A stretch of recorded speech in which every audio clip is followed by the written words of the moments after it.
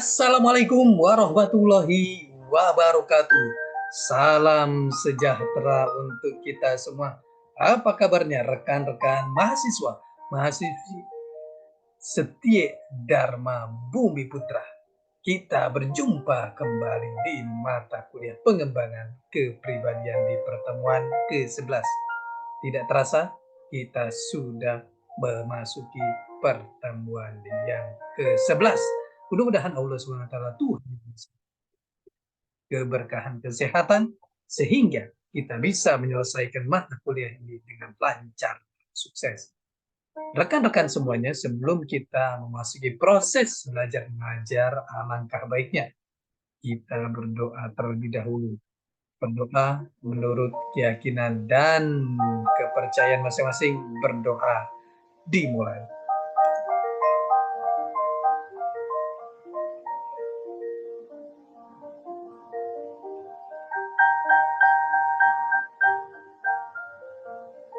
Amin, amin ya rabbal alamin. Selesai, mudah-mudahan perkuliahan kita berjalan dengan sukses dan lancar. Rekan-rekan semuanya, di pertemuan ke-11 ini saya akan membahas materi yang sangat menarik sekali. Mohon izin saya share materinya.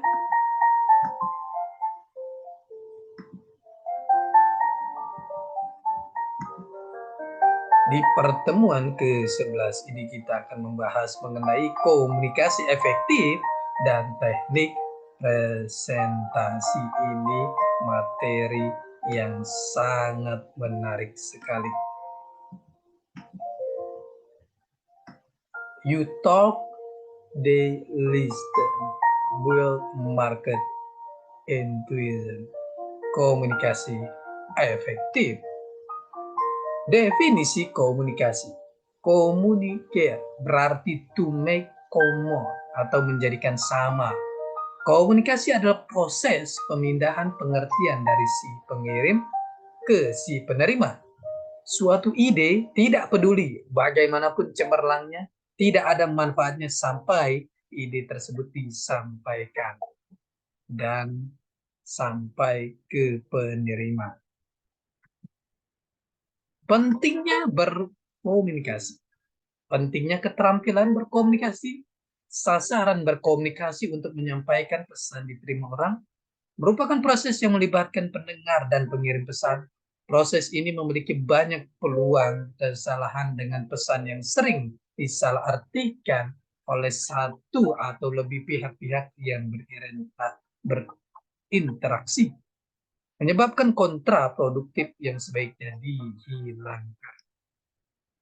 Proses komunikasi, ada pengirim pesan, ada saluran komunikasi, ada penerima pesan, ada feedback, umpan balik, dan konteks. Itu adalah proses komunikasi. Model proses komunikasi, ada pengirim, ada prompt message, encoding message, decoding feedback, receive feedback. Ini adalah yang dilakukan oleh pengirim. Mengirim pesan itu ke penerima, ada receive encoding message, decode message, encode feedback, dan prompt feedback. Nah, ini di tengah adalah hambatan-hambatan yang harus dilalui dalam berkomunikasi. Kita lihat di sini fungsi komunikasi. Yang pertama, manajemen pengetahuan. Yang kedua, pembuatan keputusan. Yang ketiga, koordinasi kegiatan. Yang keempat, pemenuhan kebutuhan hubungan. Ini adalah fungsi komunikasi. Arah komunikasi. Komunikasi ke bawah. Aliran komunikasi dari orang yang lebih tinggi ke tingkat hierarki lebih rendah. Kita lihat di sini komunikasi horizontal, aliran komunikasi antar fungsi di organisasi. Komunikasi ke atas, aliran komunikasi dari bawahan ke atasan sesuai dengan struktur organisasi. Komunikasi diagonal, aliran komunikasi yang melintasi fungsi dan tingkat organisasi. Proses aktif mendengarkan, perhatian, tunda evaluasi, hindari interupsi, terus memperhatikan, menanggapi, tunjukkan perhatian, perjelas pesan, penilaian, empati, telaah informasi ini aktif mendengarkan. Teknik mendengarkan, persiapkan untuk mendengarkan, tertuju pada pembicara, pusatkan perhatian pada pesan, gunakan pemetaan pemikiran, gunakan logika input proses output, konfirmasi ulang hal-hal yang tidak dipahami. Berbicara, yang pertama memahami apa yang akan dikatakan, yang kedua mengendalikan kekhawatiran, yang ketiga berhenti berbicara dan dengarkan, yang keempat berpikir sebelum berbicara, yang kelima meyakini pesan yang disampaikan, yang keenam diulang pokok-pokok pembicaraan, dan yang terakhir pahami apa yang diharapkan lawan bicara. Komunikasi efektif, pertama rumuskan masalah, yang kedua sampaikan dengan jelas dan tepat waktu, yang ketiga dengarkan pendapat, yang keempat pahami kemungkinan dipandang dari sudut lain, yang kelima kendalikan perasaan, dan yang keenam pastikan bahwa si penerima paham maksud Anda. Hambatan komunikasi efektif. Kita lihat kerangka berpikir, kelompok, perbedaan nilai, penyaringan, mendengarkan secara selektif, perbedaan status, kredibilitas sumber, terlalu banyak informasi, terdesak waktu, persepsi. Ini hambatan-hambatan di dalam komunikasi efektif. Kita lihat di sini, menurut Johari Window, ada komunikasi terbuka, ya, ada buta, ada pribadi, ada tertutup. Komunikasi nonverbal. Yang pertama pakaian, costuming. Yang kedua waktu, kronemik. Yang ketiga sentuhan, haptik. Yang keempat bahasa tubuh, kinesik. Yang kelima ruang, prosemik. Yang keenam benda, objektif. Yang keenam ukuran, bentuk, dan gerak tubuh. Dan yang terakhir tatapan mata dan ekspresi. Ini adalah komunikasi nonverbal. Komunikasi persuasi. Proses komunikasi agar pendengar bukan hanya memahami tetapi menerima pesan yang disampaikan. Pengirim mempunyai kredibilitas, bisa dipercaya pola bicara. Pendengar strategi yang berbeda untuk orang yang berbeda. Media dua arah, tertulis dan verbal. Isi atau pesan, argumen dari banyak sisi, alasan yang kuat, kombinasi emosi dan logika. Ini adalah komunikasi persuasif. Membangun keterampilan interaksi. Yang pertama, berinteraksi dengan orang lain. Yang kedua, mempengaruhi orang lain. Yang ketiga, mendukung orang lain. Yang keempat, menyelesaikan konflik. Yang kelima, melayani pelanggan. Meningkatkan komunikasi. Yang pertama, mendengarkan secara efektif. Tindak lanjut, bahasa sederhana, empati, mengatur arus informasi, diulang, perkenalkan cara komunikasi yang etis, manfaatkan grafik lain, manfaatkan umpan balik, dan waktu yang tepat. Ini cara untuk meningkatkan komunikasi. Teknik presentasi. Kita lihat bagaimana the first presentation. Definisi presentasi. Yang pertama, kegiatan berbicara di hadapan banyak hadirin atau salah satu bentuk komunikasi.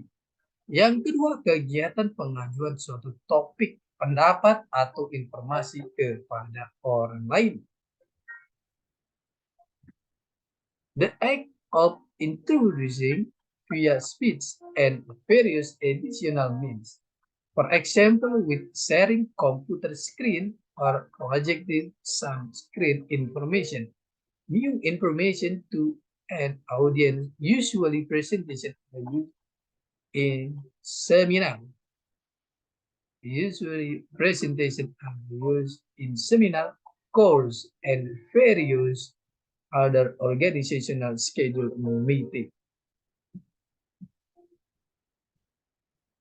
Tujuan presentasi yang pertama membujuk, biasanya dibawakan oleh wiraniaga. Yang kedua memberi informasi, biasanya oleh seorang pakar. Yang ketiga meyakinkan, biasanya dibawa oleh seorang yang ingin membantah pendapat tertentu. Ini adalah tujuan dari presentasi.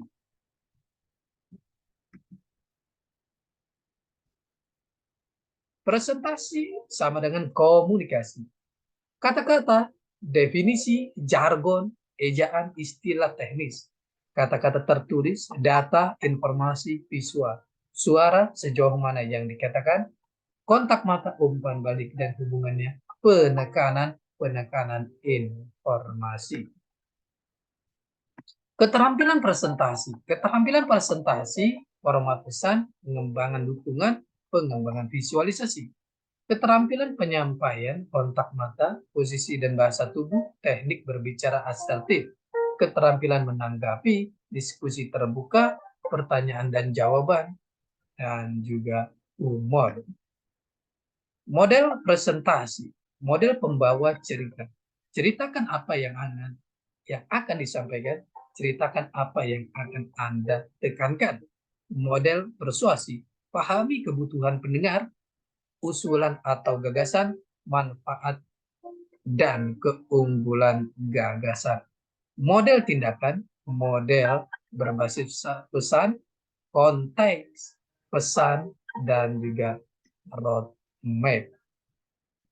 Model persuasi, kebutuhan, tanda-tanda, penyebab, proposal, pola utama, rincian, keunggulan utama, tambahan, tindakan saat ini, dan juga masa. Perencanaan presentasi, sasaran presentasi, analisis sidang pendengar, struktur presentasi, ide utama atau pesan, suburaian manfaat, dan roadmap.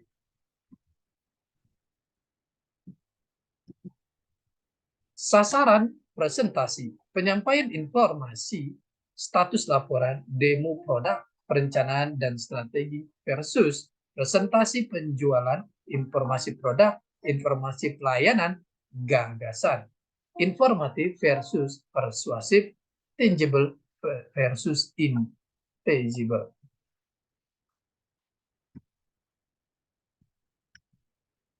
Analisis sidang pendengar, tata nilai pendengar, kebutuhan dan keinginan pendengar, faktor pembatas, aspek politik, aspek keuangan, aspek pengetahuan, informasi demografis pendengar, peran pembuatan keputusan, peran pemberi pengaruh, dan peran pemberi kritik. Rekan-rekan semuanya, ini adalah pertemuan kita yang ke-11. Kita akan berjumpa di pertemuan selanjutnya. Tetap semangat belajar untuk mencapai kesuksesan. Salam sehat selalu. Assalamualaikum warahmatullahi wabarakatuh.